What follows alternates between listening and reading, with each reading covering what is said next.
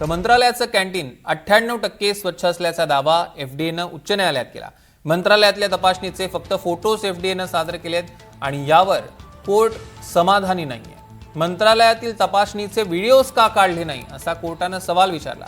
तुम्ही फक्त खासगी आस्थापनांना टार्गेट करता का, हा कोर्टानं सवाल विचारलाय। 4 वकील आणि एफडीएनं पुन्हा मंत्रालयात तपासणीला पाठवलंय आणि तपासणी दरम्यान व्हिडिओग्राफी हवी आहे, पुन्हा एकदा तपासणीचा अहवाल द्या, अशा सूचना कोर्टानं दिलेल्या 3 वाजता पुन्हा एकदा सुनावणी होणार आहे।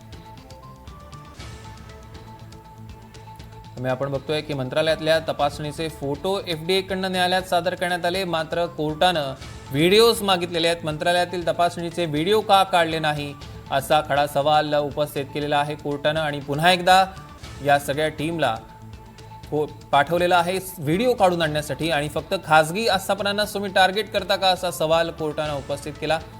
4 वकील आणि एफडीएला पुन्हा एकदा मंत्रालयात तपासणीला पाठवलेला आहे आणि या तपासणी दरम्यान मात्र आता फोटो चालणार नाहीये फक्त, तर व्हिडिओ सुद्धा लागणार आहे, व्हिडिओग्राफी सुद्धा हवी आहे आणि त्यानंतर पुन्हा एकदा तपासणीचा अहवाल द्यावा लागणार आहे। कोर्टानं या सूचना दिल्या।